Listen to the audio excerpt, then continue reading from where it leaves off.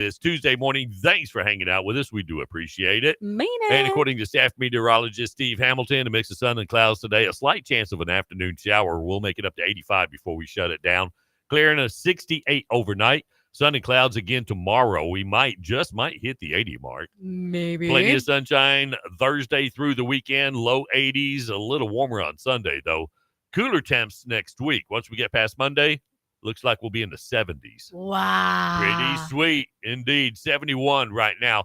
Casey, Yes. you got mixed-matched socks. No, they match. They're both black. One, one's just an ankle sock, and the other one's a long sock. One's an ankle sock. The other's a long sock. Yes. I'm going to tell your ma you're wearing a long sock. Oh, no. Yes. Ankle socks are best. Yeah. Your ma says, oh, matter of fact, your mom wouldn't even let your husband out of the house until he changed his socks, right? Yeah. Yeah. He needed the He had ankle long socks socks on. that he had to go in and change to ankle socks. Yeah. Yeah. And I have one ankle and one long. Okay. All right.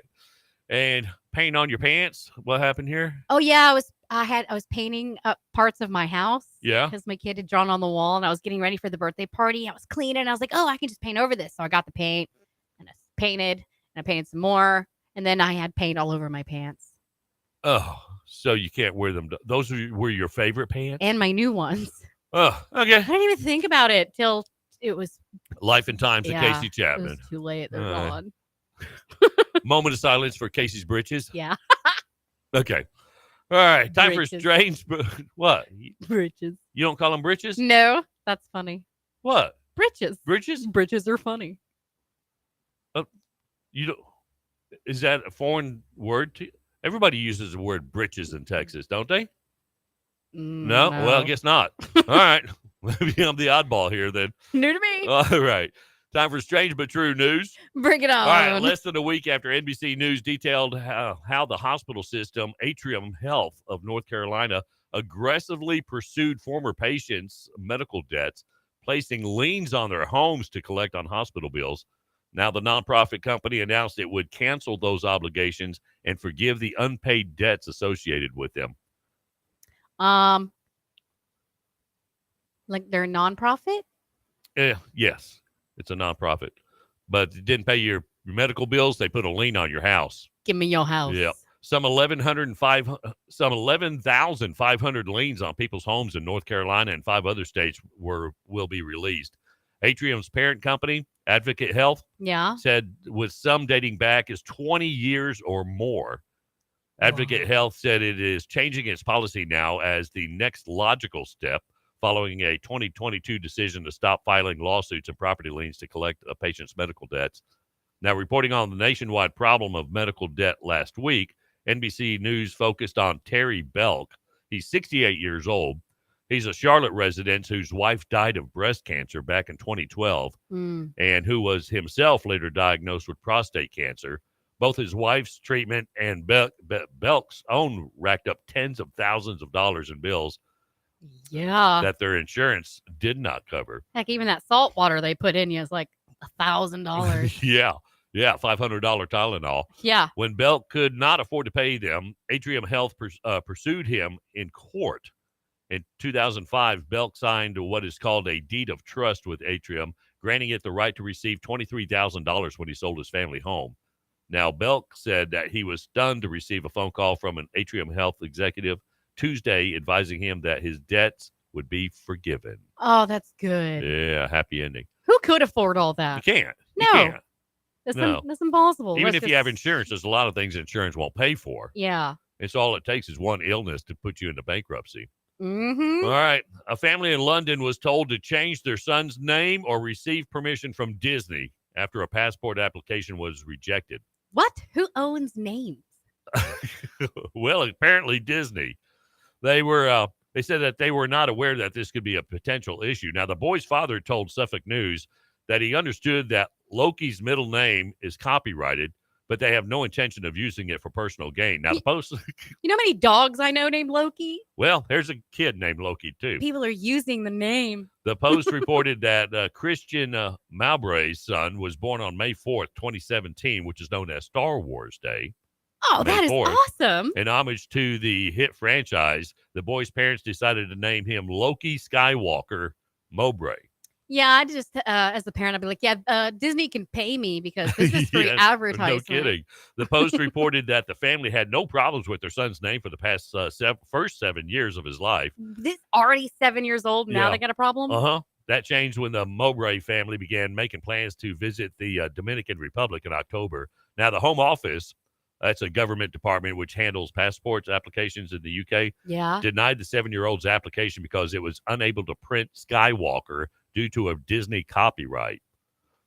So Skywalker. Skywalker. Yeah.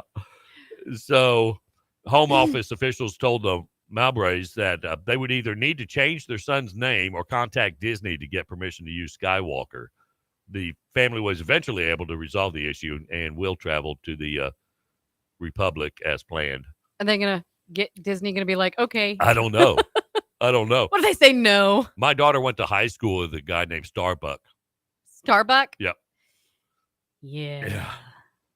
I think his parents were little party animals. A little. Okay. They really like coffee. No, it was Starbuck. The space had to do with the space show. Oh, well, I can't remember. A character on the space show. Well, now he's related to coffee. Yeah, now he is. An online DNA test and especially persistent family members have helped solve a missing persons cold case that's lasted for decades. Wow. They got touched on this earlier this morning. Louis Albino is a grandfather, Marine Corps veteran, and retired firefighter living in the East Coast now. And he could add found to that list after it was recently discovered he was abducted more than 70 years ago at the age of 6 from a park in California. What? Albino had been playing with his 10-year-old brother, Roger, at the park in Oakland on February 21st back in 1951 when a woman speaking Spanish promised little Louis, who was born in Puerto Rico, that she would buy him some candy. Now, Roger at the time described the woman as wearing a bandana. She ended up stealing Louis away and taking him on a plane east where he ended up with a couple who raised him as if they were their own son. Wow. Local cops, Army soldiers, city workers, Coast Guard members all helped look for the missing boy. Even the FBI eventually got involved, but no sign of Louis.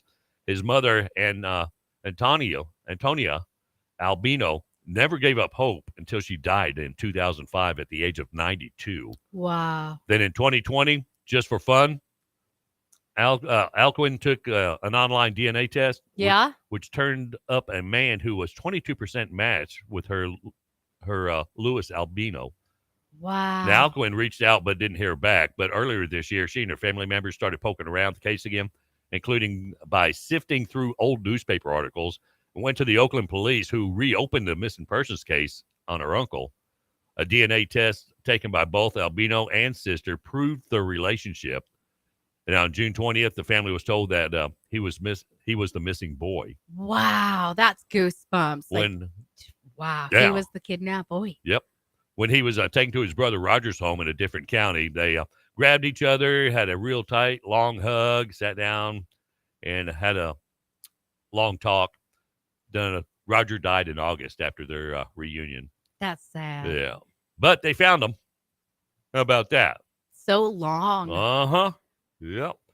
All right. Land Passes Real Country is on iHeartRadio, or you can just download the app on your phone. You can take us everywhere, okay? Every day. 8:53, 7 before 9. The Land Passes Real Country. Today's hits, yesterday's favorites. Good morning. Ken and Casey in the morning, celebrating 2 weeks without a restraining order.